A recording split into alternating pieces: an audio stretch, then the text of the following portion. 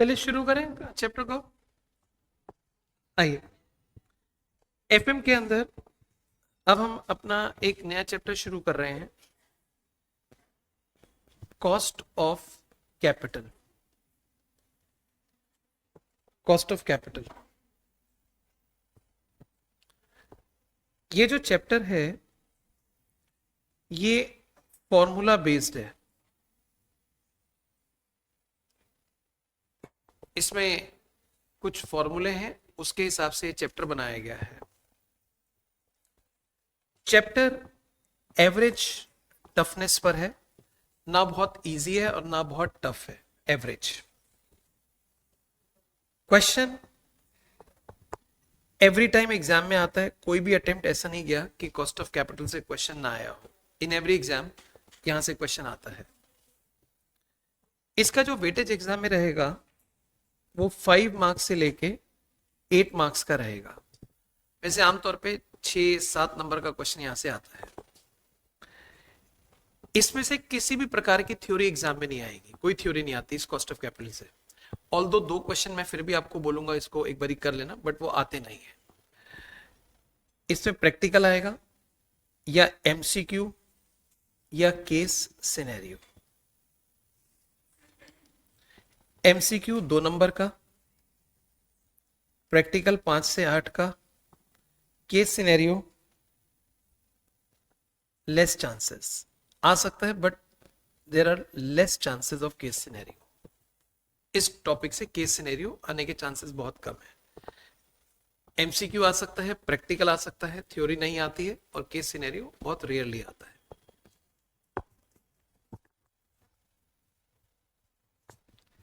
आइए हम चैप्टर शुरू करेंगे, कॉस्ट ऑफ कैपिटल। पहले मैं आपको ये 2 टर्म्स अलग अलग बताऊंगा, फिर इनको मर्ज कर देंगे।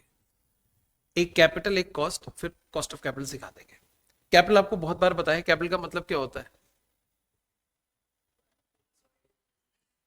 कैपिटल का मतलब होता है कैपिटल एम्प्लॉयड। कैपिटल एम्प्लॉयड इसका पूरा नाम होता है कैपिटल एम्प्लॉयड। और कैपिटल एम्प्लॉयड का मतलब क्या होता है? जो पैसा हमारा बिजनेस में लगा हुआ है।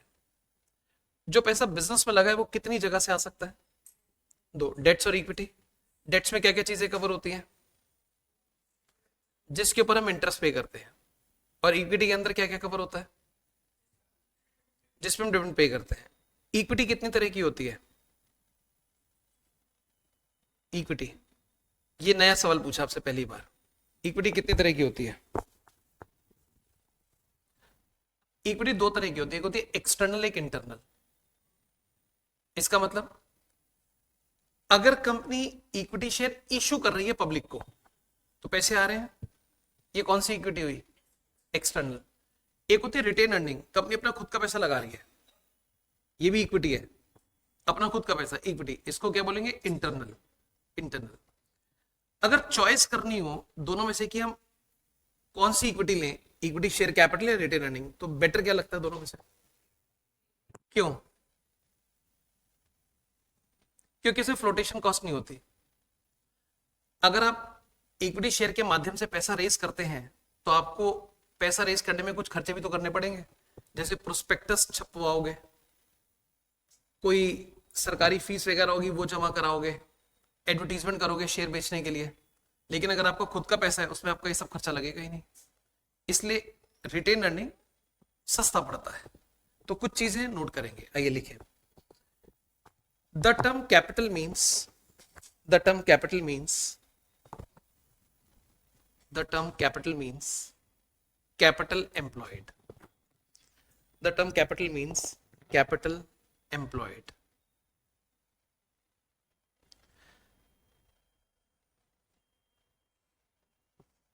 The term capital means capital employed. ये वर्ड, ये लाइन क्लियर है आपको? कैपिटल मतलब कैपिटल एम्प्लॉयड। नेक्स्ट टाइम लिखिए, capital employed means, capital employed means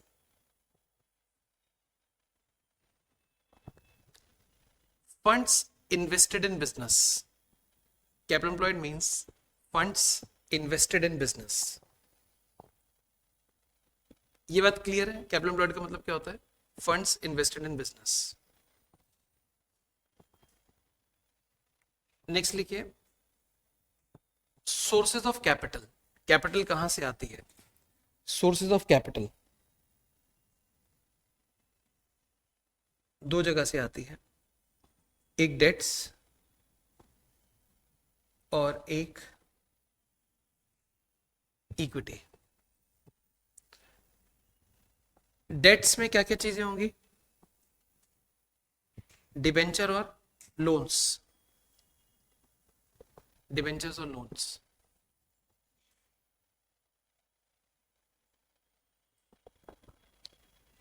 equity में क्या क्या चीजें होंगी?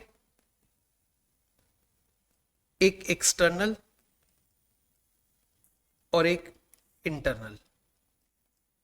एक्सटर्नल में आएगा equity share capital, preference share capital, और इंटरनल में आएगा रिटेन अर्निंग्स।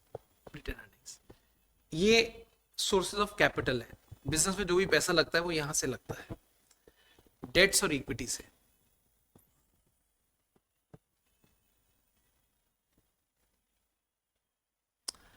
एक कंपनी है, जरा देखिए, उसका मालिक ये कहता है 10 लाख मैं अपने लगाऊंगा, 20 लाख के शेयर इशू करूंगा, 10 लाख के डिबेंचर इशू करूंगा। आप इसकी कैपिटल एम्प्लॉयड बताएं कितनी हुई? 40 लाख। Capital employed 40 lakh. अब 40 लाख रुपए इसने बिजनेस में इन्वेस्ट कर दिया है और उसको ऐसे से रेस करा है। तो अभी तक इतना ही सीखा है। कैपिटल का मतलब कैपिटल एम्प्लॉयड, कैपिटल एम्प्लॉयड का मतलब जो पैसा बिजनेस में लगा होता है, बिजनेस में लगा पैसा दो जगह से आता है। अब इसको हम पढ़ेंगे कॉस्ट। एक बात बताएं, डिबेंचर के थ्रू हमारे पास कितने रुपए आए? जब 10 लाख रुपए हमारे पास आए तो क्या अब हमें इसके ऊपर कुछ खर्चा करना पड़ेगा? क्या इसकी हमें कोई कॉस्ट चुकानी पड़ेगी? क्या कॉस्ट? इंटरेस्ट। कब तक? जब तक ये डिबेंचर इशूड है। हमें बताना पड़ता है 5 साल, 10 साल, 15 साल, कितने साल के लिए इशू कर रहे हैं, तब तक हमें क्या देना पड़ेगा? इंटरेस्ट। तो इस डिबेंचर की कॉस्ट क्या हो गई? इंटरेस्ट। क्या इसकी भी कोई कॉस्ट होती है इक्विटी की? क्या कॉस्ट होती है? डिविडेंड। फ्लोटेशन कॉस्ट नहीं, डिविडेंड, जो एनुअल रेकरिंग कॉस्ट है। हमें इसके ऊपर हर साल क्या देना है? डिविडेंड। क्या रिटेन अर्निंग की भी कोई कॉस्ट होती है? होती है। सोचो क्यों? जैसे मान लो रिटेन अर्निंग मालिक का अपना पैसा है, जो इक्विटी शेयर कैपिटल है उसके ऊपर हम क्या पे कर रहे हैं? डिविडेंड। अब बिजनेस में एक पैसा रिटेन अर्निंग के तौर पे भी लगा है, मतलब हमारा खुद का पैसा भी लगा है, तो हम लोग क्या करते हैं, उसके ऊपर भी डिविडेंड कैलकुलेट करते हैं। जैसे मान लो डिविडेंड 10% है, फॉर एग्जांपल 10%, तो 20 लाख का 10% कितना हुआ? ये 2 लाख रुपए हम शेयर होल्डर को बांट देते हैं। ठीक है, इसके ऊपर भी 10% निकालो। ठीक है, ये किसी को देंगे नहीं, ये किसी को देंगे नहीं, बट कंपनी क्या करती है, इसका प्रोविजन बनाती है और इसको साइड में रखती है। कंपनी के पास ही रखा रहेगा, पैसे बाहर नहीं जा रहे, but still it is cost. क्योंकि जो आदमी कंपनी चला रहा है वो कहता है मेरे बिजनेस में 40 लाख रुपए लगे, अब 40 लाख में मेरे को सबको देना है। डिबेंचर होल्डर वाले को इंटरेस्ट देना है, इक्विटी शेयर होल्डर वाले को डिविडेंड देना है, और जो मेरा अपना पैसा है उस पर किसी को देना नहीं है, बट कम से कम मैं साइड में तो रखूंगा। तो इसको बोलते हैं कॉस्ट। तो इसका मतलब क्या हर सोर्स की कॉस्ट होती है? यस, हर सोर्स की कॉस्ट होती है, चाहे वो डिबेंचर हो, चाहे लोन हो, चाहे इक्विटी हो, चाहे प्रेफरेंस हो, चाहे रिटेन अर्निंग हो। लेकिन रिटेन अर्निंग की कॉस्ट एक्चुअल में कॉस्ट नहीं है। कॉस्ट तो है, एक्चुअल कॉस्ट नहीं है। इसको बोलते हैं notional cost. Notional notional cost क्यों बोलते हैं? क्योंकि इसमें हमें रियल में पैसा किसी को देना नहीं पड़ रहा, पैसा कंपनी के अंदर ही है। उन्होंने प्रोविजन कर लिया, भाई 10 लाख रुपए पे 1 लाख रुपए साइड में उठा के रख देते हैं, इसको बिजनेस में इन्वेस्ट कर देंगे। तो कंपनी जितना भी कमाती है उसमें से देती है इंटरेस्ट, उसमें से देती है डिविडेंड, और रिटेन अर्निंग के लिए भी उसमें से कुछ प्रोविजन साइड में उठा के रखती है। तो एक तरह से डिविडेंड इंटरेस्ट के पैसे तो बाहर चले गए, रिटेन अर्निंग का जो इंटरेस्ट या डिविडेंड जो भी है वो कंपनी के अंदर रहता है, उसको बोलते हैं नोशनल कॉस्ट। तो कॉस्ट सभी की होती है, चाहे वो इक्विटी हो चाहे वो डेट्स हो। नेक्स्ट लाइन में लिखिए, cost it means interest oblique dividend, it means interest oblique dividend. ये बेसिक था। अब यहां से हमारा प्रॉपर चैप्टर शुरू हो रहा है। आपको यहां से चीजों को बहुत ध्यान से समझना है। लिखिए, cost of capital means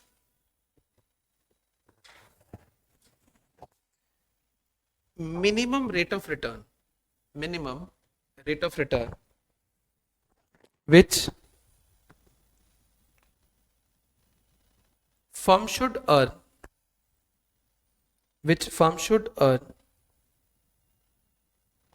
on its investment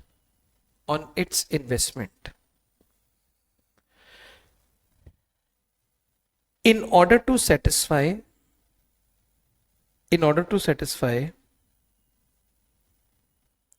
expectation of those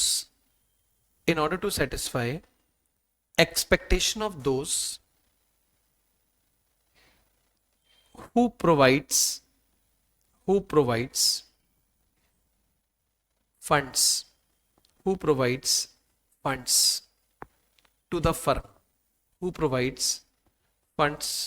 to the firm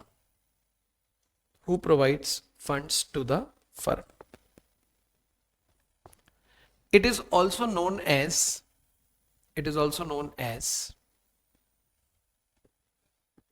hurdle rate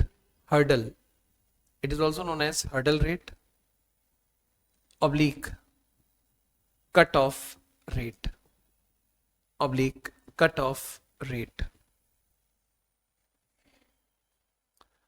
आपने चैप्टर को यहीं से समझना है और बहुत ध्यान से नोट बाद में करेगा। पहले देखिए, एक ईयर स्टार्ट हो रहा है, यहां से ईयर खत्म होगा यहां पर। किसी ने कहा कल पहला दिन है, हम एक नया बिजनेस शुरू कर रहे हैं। तो हमने कहा भाई अपने बिजनेस में कितने कैपिटल से काम शुरू किया है, आपने बिजनेस में कितना पैसा लगाया है? तो कहता है जी कैपिटल है 50 लाख की। हमने पूछा भाई 50 लाख कहां से आए तुम्हारे पास? तो सुनिएगा जरा, ये कहते हैं डिबेंचर से आए 10 लाख, इक्विटी शेयर कैपिटल से आए 20 लाख, प्रेफरेंस शेयर कैपिटल से आए 15 लाख, बैंक लोन से आए 5 लाख। टोटल जरा चेक करो, क्या पूरा 50 लाख है? तो कह रहा है 50 लाख यहां से आया है। क्या हम इन सबको मिला के कैपिटल बोल सकते हैं? क्योंकि कैपिटल एम्प्लॉयड में डेट्स और इक्विटी होती है। तो कह रहे हैं 50 लाख यहां से आए हैं। अब जिन लोगों को हमने डिबेंचर इशू करे हैं, मतलब डिबेंचर इशू करके उनसे पैसा लिया है, वो लोग हमसे क्या चाहेंगे? इंटरेस्ट 10%। जिनको प्रेफरेंस शेयर इशू करें वो क्या चाहेंगे? डिविडेंड 12%। बैंक से लोन लिया, बैंक क्या चाहेगा? इंटरेस्ट 15%। ये सब अपने मन से लिख रहा हूं मैं समझाने के लिए। इक्विटी शेयर होल्डर क्या चाहेगा? कितना? क्या ये पहले दिन फिक्स्ड होता है कितना? नहीं, डिबेंचर आपको बताना पड़ता है कितना इंटरेस्ट देंगे। बैंक वाला पहले बताता है इंटरेस्ट कितना, प्रेफरेंस से पहले बताना पड़ता है डिविडेंड कितना। इक्विटी में क्या होता है? फिर बचेगा तो देंगे, नहीं तो नहीं देंगे। मान लो इन्होंने 11% की हां भर ली, ऐसे मान लो 2 मिनट के लिए 11%। अब जो डिबेंचर होल्डर है, आप मेरे को उसकी एक्सपेक्टेशन बताएं, उसकी एक्सपेक्टेशन क्या होगी कंपनी से? वेरी गुड, 1 लाख का इंटरेस्ट। वो चाहेगा मेरे को 1 लाख का इंटरेस्ट मिले। इक्विटी शेयर होल्डर की एक्सपेक्टेशन क्या होगी? उसको 2,20,000 का डिविडेंड मिले। प्रेफरेंस शेयर होल्डर की एक्सपेक्टेशन क्या होगी? 1.80 का डिविडेंड मिले। बैंकर की एक्सपेक्टेशन क्या होगी? 75,000 का इंटरेस्ट मिले। Interest, dividend, dividend, interest. ये कौन लोग हैं? Provider of funds. अब इन लोगों की उम्मीदों को हमें पूरा करना है, तो कुल मिला के हमें इनको कितना देना होगा? सब मिला के बताओ। 5,75,000। और हमारी कैपिटल कितनी है? 50 लाख। एक बार चेक करता हूं, 5,75,000 डिवाइड बाय 50 लाख इंटू 100, 11.5। अब जरा ध्यान से सुनना, चैप्टर का क्रक्स आ रहा है। जिसने 1 तारीख को कल बिजनेस शुरू करना है, यहां पर मैंने एक दिन पहले पूछा कितने रुपए से बिजनेस शुरू कर रहे हो? कह रहे 50 लाख से। 50 लाख कहां से आया? Debenture, equity, preference, bank. कितना कितना आया? इतना इतना आया। आपने इंटरेस्ट डिविडेंड कितना कमिट किया है? इतना इतना किया है। आपको पूरे साल में कितना देना होगा? 5,75। मैंने इस आदमी को एक बात पहले से क्लियर कर दी, और क्लियर पता है क्या करी? भैया सोच समझ के धंधा करना। तुमने 50 लाख रुपए लगाए ना, उसके ऊपर जो तुम कमाओ परसेंटेज 11.5% से ज्यादा होनी चाहिए। कह रहे क्यों? मैंने कहा 50 लाख पे 11.5% तो तुम्हें देना ही है, उससे ज्यादा कमाना। मान लो तुमने 50 लाख पे 10% कमाया, तो 10% मतलब 5 लाख ही तो हुआ, और देनदारी कितनी है? 5,75। फिर कैसे बात बनेगी? तो पहले दिन से अपने दिमाग में एक बात बिठा लो, पहले दिन से मेरे को 11.5% से ज्यादा कमाना है, चाहे कुछ हो जाए। 11.5% से ज्यादा कमाना है, चाहे कुछ हो जाए। अगर आप 15% कमाओगे तो उसमें 11.5 तो चला ही जाएगा, बचेगा कितना? 3.5। ये आपका प्रॉफिट है। तो मिनिमम आपको कितना कमाना है? मिनिमम 11.5। इससे आप उन लोगों की उम्मीदों को पूरा करोगे जिन्होंने आपको पैसे दिए। तो इसको बोलते हैं कॉस्ट ऑफ कैपिटल। जो भी आपके बिजनेस से कैपिटल लगी है, उसकी कॉस्ट कितनी है? 11.5। 11.5%। इतना आपको कमाना है। इसको ना एक बोलते हैं कट ऑफ रेट या हर्डल रेट। हर्डल का मतलब होता है बाधा। मतलब ये एक बाधा है, आपको इसको पार करना है। ये एक बाधा है, आपको इसको पार करना है। मैं इस कंसेप्ट को सिखाने के लिए एक दूसरा एग्जांपल ले रहा हूं, ऑल्दो उसका इससे कोई रिलेशन नहीं है, सिर्फ समझाने के लिए। मेरी जेब में 1 भी रुपए नहीं है, लेकिन मैं स्टॉक मार्केट में इन्वेस्ट करना चाहता हूं। तो मेरे दोस्त ने कहा मैं 10 लाख रुपए तेरे को देता हूं, तू इन्वेस्ट कर ले। मैंने कहा 10 लाख पे लेगा क्या? कह रहा 10%। 10 लाख पे 10% इंटरेस्ट लेगा, ब्याज लेगा। अब बताओ, जब मैं स्टॉक मार्केट में इन्वेस्ट करूंगा तो मेरी कमाई कितनी होनी चाहिए? 10 से ज्यादा, क्योंकि 10 तो देना ही है। अगर मैंने 8 कमाया तो 2% घर से देना पड़ेगा। तो मैं हमेशा अपने दिमाग में एक बात लेके चलूंगा, यार जो मैंने मार्केट में पैसा लगाया है 10 लाख रुपए, उस पर मैं कम से कम 10% से ऊपर कमाऊं, क्योंकि 10 तो मेरे को देना ही है। तो वो मेरे लिए एक हर्डल है, मेरे लिए बाधा है, मेरे को उसको पार करना है। वो मेरे लिए मिनिमम रिटर्न है, मेरे को इतनी रिटर्न तो कमानी है जिससे कि मेरे दोस्त की उम्मीदें मैं पूरी कर सकूं। और उसकी उम्मीद कितनी है? 1 लाख की। 1 लाख की। तो हम बिजनेस में जो भी पैसा लगाते हैं वो कहीं ना कहीं से उधार लेके लगाते हैं। अब उस पर आपको कुछ ना कुछ कमाना पड़ेगा। ऐसे नहीं कि आप जो मर्जी कमा लो, मिनिमम 11.5 कमाना है। अगर आप ये टारगेट दिमाग में लेके चलोगे ना, डेफिनेटली आप 11.5 से ज्यादा कमाओगे, क्योंकि आप रोज अपने आप को ये सिखा रहे हो, मेरे को इससे ज्यादा कमाना है, इससे ज्यादा कमाना है, इससे ज्यादा कमाना है। तो आप अपने एफर्ट्स को उसी डायरेक्शन में लेके जाओगे। इससे होगा क्या? जिन्होंने पैसे दिए आप उनकी उम्मीदों को पूरा कर दोगे। तो ये है कॉस्ट ऑफ कैपिटल का मतलब। सरल लैंग्वेज पढ़ के देखो आपने क्या लिखी। Cost of capital is the minimum rate of return, 11.5 minimum rate of return which firm should earn, जो इस बिजनेस को कमाना है ऑन इट्स इन्वेस्टमेंट 50 लाख पे, which firm should earn on its investment in order to satisfy उनकी उम्मीदें, expectation of those who provide funds to the firm. इसका मतलब ये वो मिनिमम रिटर्न है जो आपको इन्वेस्टमेंट पे कमानी है, जिससे कि आप उन लोगों की उम्मीदों को पूरा कर सको जिन्होंने आपको पैसे दिए हैं। ये हर्डल रेट भी है, कट ऑफ रेट भी है। कॉस्ट ऑफ कैपिटल का मतलब समझ आ गया? ठीक है, अब आप एक काम करना, ये वाला पोर्शन कॉपी कर लो, और जब कॉपी करो तो एक साथ में लिख देना अजम्पशन, इग्नोर टैक्स, मतलब मैंने टैक्स को इग्नोर करके सॉल्व किया। इतना कॉपी कर लो आप पहले।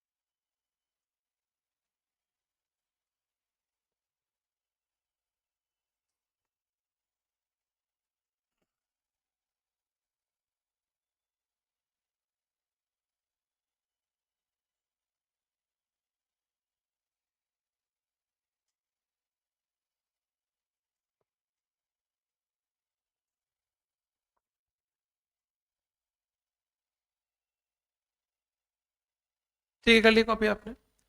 अब मैं एक एग्जांपल लिखूंगा, आपको कॉपी नहीं करना, सिर्फ समझना है, और जो थोड़ी बहुत कैलकुलेशन होंगी वो आप कैलकुलेटर से करके मेरे को बताइएगा। मैं इसको यहां से चेंज कर रहा हूं स्लाइड को। देखिए, एक कंपनी कहती है हमने डिबेंचर के थ्रू, प्रेफरेंस के थ्रू, लोन के थ्रू और इक्विटी के थ्रू कुछ पैसे रेज करे हैं। कितने? 5 लाख, 15 लाख, 50 लाख, 25 लाख। और इस पे हम देंगे 10%, इस पे 12%, इस पे 15%, इस पे 20%। क्या आप मेरे को यहां कॉस्ट ऑफ कैपिटल बता सकते हैं कितना? कॉपी वॉपी नहीं करना, सिर्फ अपना कैलकुलेशन करके कॉस्ट ऑफ कैपिटल बता दो कितना।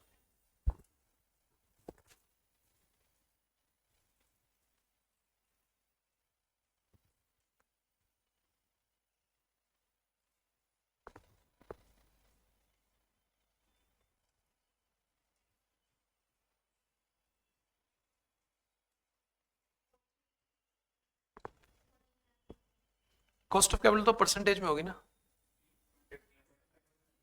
15.57। मैं चेक कर लूं इसको एक बारी? ठीक है, चेक कर लेते हैं एक बारी। यहाँ पे कितना हुआ? 50,000। और यहाँ पर 180, 180, यहाँ पर 7.5 लाख, और यहाँ 5 लाख। टोटल कितना हुआ? 15, 1480, यही हुआ। और टोटल कितने फंड्स हैं? 95 lakhs. 1480 divide by 95 lakhs into 100, 5.7। Perfect answer है, इससे ज्यादा कमाना है। लेकिन इस प्रेजेंटेशन पे एग्जाम में हमें नंबर मिलते हैं 0। आंसर सही है, जबकि यही आंसर एक दूसरी तरीके से निकालना है और उससे आपको एक दो सवाल में यूज टू होना पड़ेगा और हो भी जाओगे। कैसे प्रेजेंटेशन होती है एग्जाम में, देखो सोर्सेस, पैसा कहां कहां से आया बताइए, debentures, preference, loan, equity. Equity कितना कितना अमाउंट आया, 5, 15, 50, 25, टोटल 95। अब आप यहां निकालते हो वेट, 95 लैक्स में डिबेंचर से कितने परसेंट आया, यानी कि 5 lakh divide by 95 lakhs, 5 lakh divide by 95 lakhs, point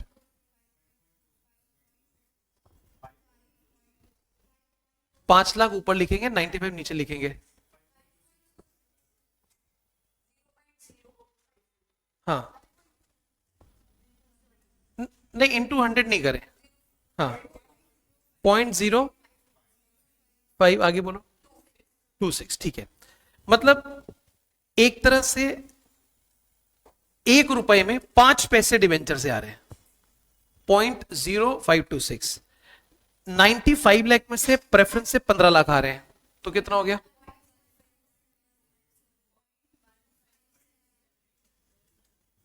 से 0.52।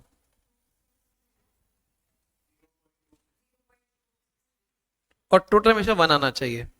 अभी तो बाद में चेक कर लेना, अभी छोड़ो, टोटल 1। डब्ल्यू इतना हो गया। अब डब्ल्यू का मतलब सीखते हैं। 0.263 का मतलब होता है सिंपल है 26.3, क्योंकि अगर इंटू 100 कर दे तो 26.3, यानी कि 26.3% पैसा कहां से आया है, इक्विटी से। इसका सिंपल लैंग्वेज में क्या मतलब होगा, 52% पैसा कहां से आया है, इक्विटी से। इसका क्या मतलब होगा, 15.7 प्रेफरेंस से और 5.26 डिबेंचर्स। अब इनकी कॉस्ट कितनी है, कॉस्ट को ना के से इंडिकेट करते हैं। क्यों, क्योंकि जब बोलते तो साउंड के आता है, कॉस्ट सी नहीं आता, कॉस्ट के साउंड आता है। तो डिबेंचर की कॉस्ट कितनी है, 10%, इसकी कॉस्ट 12, इसकी 15, इसकी 20, परसेंटेज लगा रहे हैं। तो अब W इंटू के, 0.0526 इंटू 10, 0.157 इंटू 12, 0.52 इंटू 15, 0.263 इंटू 20, ये आ जाएगा टोटल 15.57। निकालो मत, जो ये वाला आंसर आ जाएगा।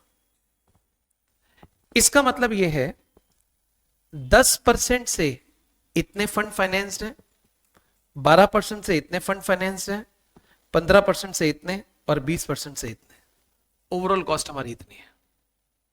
तो दिस इज द प्रेजेंटेशन, इससे नंबर मिलते हैं एग्जाम में।